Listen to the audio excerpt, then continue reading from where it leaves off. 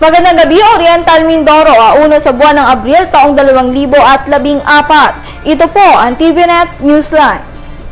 At sa ulo ng ating mga balita, 4 na katao kabilang ang isang bata patay sa pamamaril sa bayan ng Bungabong.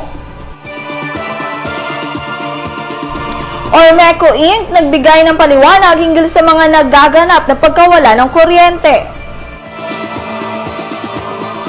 At TESDA Region 4 Mimaropa patuloy na naghahanda para sa kanilang ISO certification.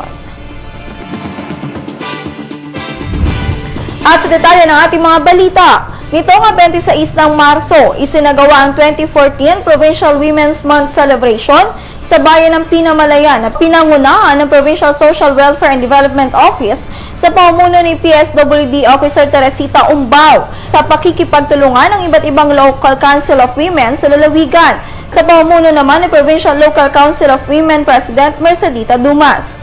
Binigyan din ni PSWD Officer Teresita Umbao ang kahalagahan ng papel na ginagampanan ng mga kababaihan sa lipunan at hinikayat rin niya ang bawat isa na maging matatag sa anumang uri ng pagsubok na dumarating sa buhay habang ayon naman kay PLCW President Dumas.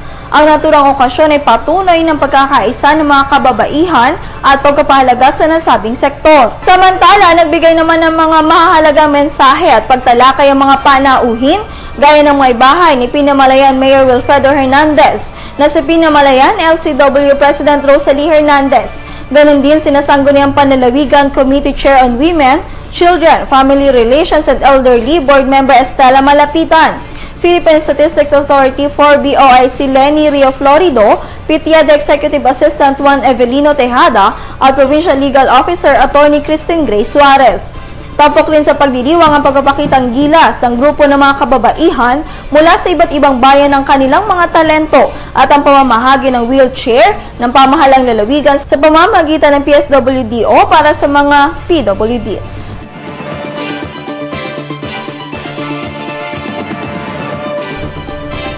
Sa ibang balita, sa inisyatibo ng Provincial Disaster Risk Reduction and Management Office at sa pakikipag-ugnayan sa pamahalaang bayan ng Pola, sumailalim sa basic at rescue training ang mga kawan at ilang opisyal ng nasabing bayan na ginanap sa Bulusan Park o Bulusan Zoological Park, umaga ng 1 ng buwang kasalukuyan.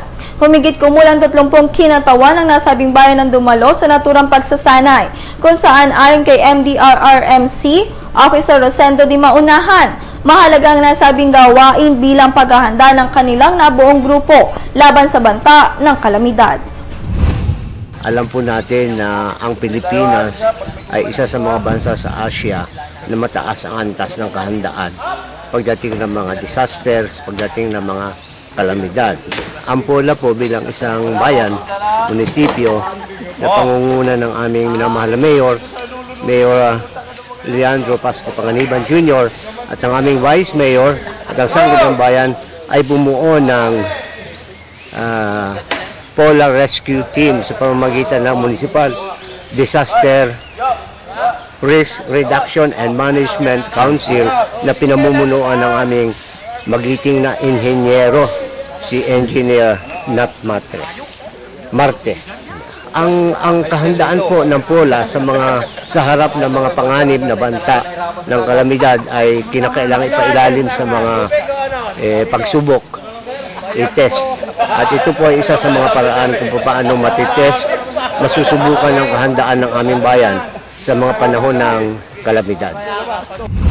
Ilan sa mga itinuro sa kanila ang basic rappelling, basic life support at iba pa. Samantala, lubos namang umaasa si Engineer Nathaniel Marte na siyang tumatayong opisyal ng Pola Rescue Team na malaki ang maitutulong ng nasabing pagsasanay sa pagkakaroon ng kasanayan at kaalaman ng mga partisipante at pasasalamat ang mensahe niya sa mga opisyalis ng kanilang bayan dahil dito. Inaasahan ko na yung 29 na participant sa pag-uwi sa aming mga bayan ay may apply kung ano man yung natutunan sa loob ng 5 araw na pagsasanay namin at magamit para sa kaligtasan hindi lamang sa aming sarili kundi para sa aming mga kababayan. Mensahe pa nito na ang kanilang pagsailalim sa pagsasanay katuwang ang mga kinatawan ng PDRRMC ay pawang para sa mga mamamayan ng Pola upang masiguro ang kaligtasan ng mga ito laban sa mga kalamidad. Bago ang lahat ay nagpapasalamat muna ako sa aming municipal mayor sa pagpapadala nila sa amin dito upang magsanay. Ang mensahe ko sa ating mga kababayan, kami po ay nagsasanay para sa inyo, para sa inyong kaligtasan, sapagkat mas mahalaga po ang buhay ng tao kaysa sa anumang pamang bagay. Iba pa mga balita sa pagbabalik po lamang ng TVNet Newsline. Bakit ka kasi kumabit? Alam mong di tama yan, di ba? Huwag ka nang gumamit ng pag-aari ng iba. Nakakaperwisyo ka sa mga legal na cable. Lumalabo ang signal nila. Mahiya ka naman, hoy. Illegal na cable mo, putulin na. Ano, gusto mo bang umabot pa sa kulungan? Umiwas ka na sa gulo tsaka skandalo. Huwag maging kabit. Magpakabit ng tama ngayon. Supported by PCTA.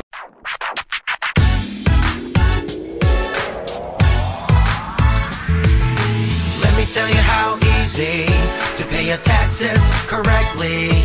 Remember RFP. Register, file, and pay. Magandang araw po mga kababayan. Malapit na po ang deadline ng filing ng income tax. Ito po ay sa April 15, 2014. Kami po ay umaapila sa inyo. Huwag na po natin hintayin ang deadline. Kung pwede po ay maaga tayo mag-file para maiwasan po natin ang pila. Salamat po at mabuhay po kayo.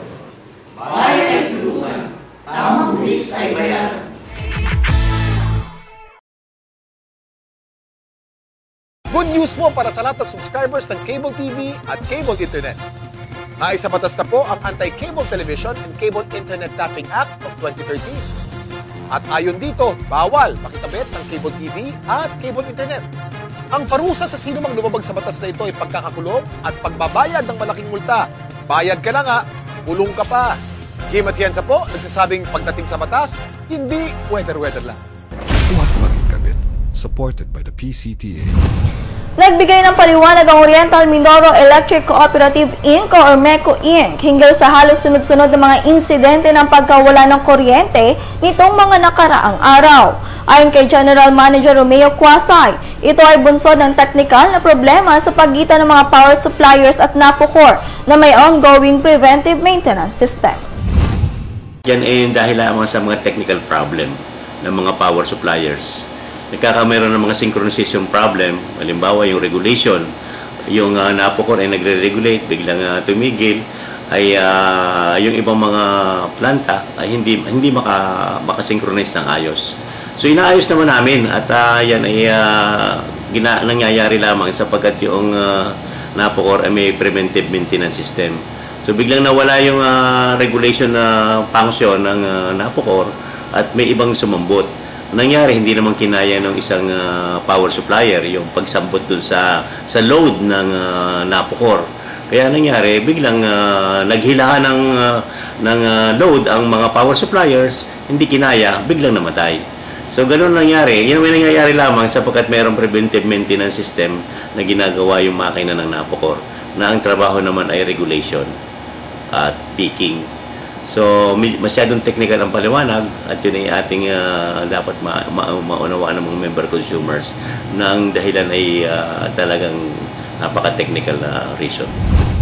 Anya pa, umaasa sila na matatapos ang preventive maintenance ng NPC upang mabawasan na ang mga nagaganap na brownout dahil hindi anya kaya ng ibang power suppliers ang regulation na trabaho ng NAPOCOR. Samantala, tiniyak rin ng opisyal na walang kakulangan sa supply ng kuryente sa kasalukuyan dahil tumatakbuan niya ng maayos sa mga power providers nila maliban na lamang sa isang makina ng Global Power sa Pinamalayan na may preventive maintenance rin.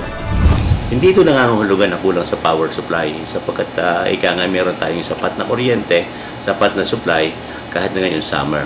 Sapagkat ganito, tumatakbo naman yung dalawang makina ng Power 1, yung isang 3.5 at isang 5.5 megawatts at tumatakbo naman ng pool yung mga Ormin Power, wala naman mga sira at yung hydro naman natin ay meron pa kahit kaunti ay meron pa may mga pompa, may tubig pa.